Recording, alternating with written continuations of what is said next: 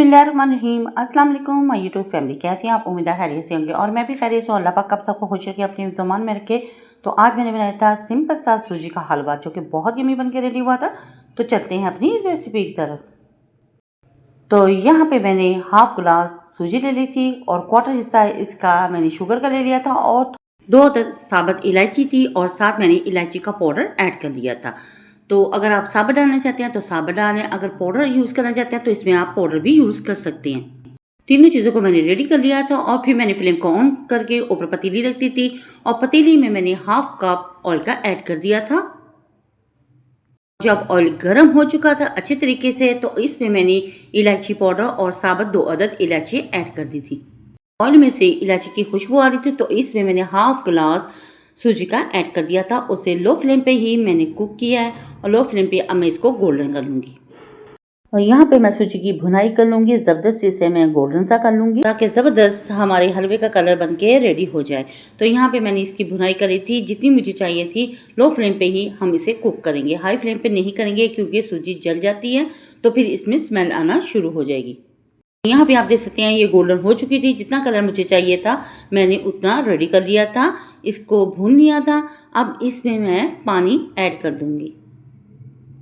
तकरीबन मैंने 2 गिलास पानी के ऐड कर दिए थे क्योंकि मुझे पतला हलवा चाहिए था तो मैंने 2 गिलास पानी के ऐड कर दिए थे। फ्लेम को बंद करके इसमें पानी ऐड कीजिएगा ताकि आपका हाथ ना जले क्योंकि ये बहुत गरम होता है तो छींटे इसके उड़ते हैं। तो बहुत केयरफुल हो के आप इसमें पानी ऐड कीजिएगा ढक्कन दे के। यहाँ पे मैंने फ्लेम को बंद करके इसको ठंडा करके इसमें पानी ऐड किया था। थोड़ा पानी ऐड करने के बाद इसको साथ में मिक्स करती रहूँगी और साथ इसमें पानी थोड़ा करके इसमें ऐड कर दूँगी। और साथ ही मैंने फ्लेम को ऑन कर लिया था और इसमें मैंने पानी के साथ क्वार्टर हिस्सा जो मैंने शुगर का गिलास में रखा था वो ऐड कर दिया और फिर इसे मैंने चम्मच की मदद से मिक्स कर लिया और साथ फ्लेम को ऑन रखा। जैसे ये कुक हो रहा था और साथ साथ मैंने चम्मच को हिलाती रही ताकि इसमें किसी किस्म की गुठली ना बने। तो ज़बरदस्त है ये हमारा हलवा बनके यमी सा रेडी हुआ था।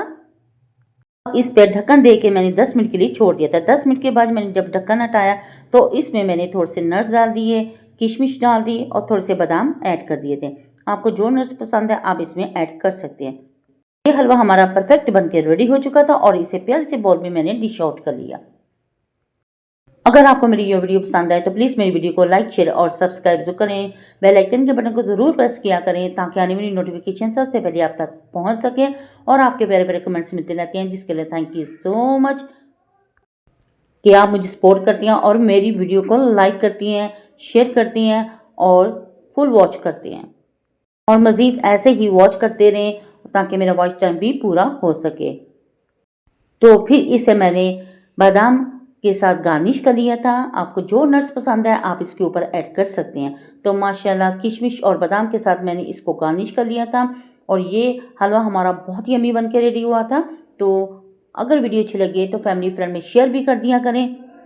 तो माशाल्लाह फाइनल लुक भी आप इसका देख रहे हैं, इसको बनाएं और ट्राई ज़रूर करें। अपने बच्चों और अपनी फैमिली के साथ करें एंजॉय और अपनी बहन को रखें दुआओं में याद। तो नेक्स्ट वीडियो तक दें इजाज़त। अल्लाह हाफिज़ और अल्लाह निगहबान।